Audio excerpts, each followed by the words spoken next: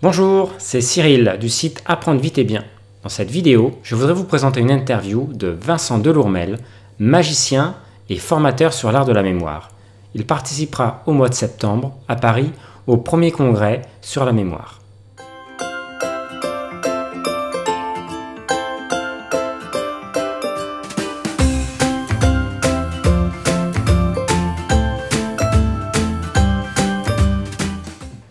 Bonjour Vincent. Bonjour Cyril. Bon, merci de me recevoir pour cette interview. Avec plaisir.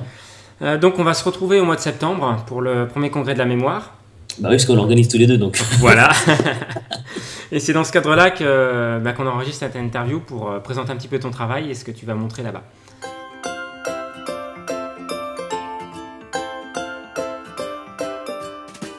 Alors moi je m'appelle Vincent Delourmel, je suis un mnémoniste. Je m'intéresse donc à l'art de la mémoire depuis maintenant une bonne vingtaine d'années. Je viens du milieu des magiciens. J'ai commencé à m'intéresser à l'art de la mémoire à travers le spectacle au départ, pour étonner un public. Et aujourd'hui donc j'interviens auprès de dirigeants, de managers, d'étudiants aussi, un peu partout en francophonie pour former à l'art de la mémoire et aussi sur Internet. Donc j'ai une activité qui se retrouve en présentiel et en distanciel.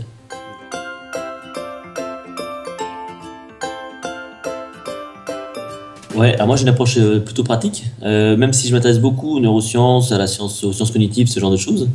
Moi j'ai fait un parcours aussi en sciences de l'éducation, donc moi ce qui m'intéresse c'est vraiment la partie alors pratique dans le sens pas forcément pour étonner son public, parce qu'évidemment on peut avoir des astuces pour faire des trucs assez étonnants, mais surtout pour on va dire aider les gens dans leur quotidien à être plus efficaces, à gérer notamment une mémoire dite de travail quotidien pour pouvoir retenir à la volée des informations quand on en a envie. Pour moi, l'idée, c'est vraiment d'être capable de retenir ce qu'on veut, quand on veut, pour le temps qu'on veut. Okay. C'est un petit peu mon cheval de bataille. Et pour y parvenir, moi, j'ai toute une approche qui fait un lien entre d'abord le travail des illusionnistes sur l'attention, la perception, ce qu'on appelle les parenthèses d'oubli, et la réalité de la mémoire au quotidien, ses pièges, ses limites, ce genre de choses, quoi. D'accord, donc une approche très concrète en fait sur la mémoire. Concrète, voilà, il y a tout un tas de trucs évidemment à bien comprendre autour de la mémoire.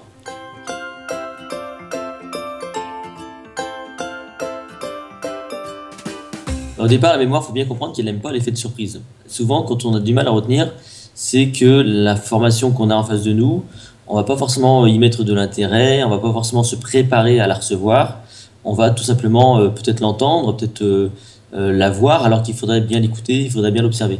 Donc à partir de là, le vrai problème c'est que on va pas être capable de maintenir l'information active si on n'a pas enclenché une forme d'intention qui est on va dire tributaire d'une mémoire dite prospective, c'est-à-dire être capable d'anticiper l'idée que l'information est utile.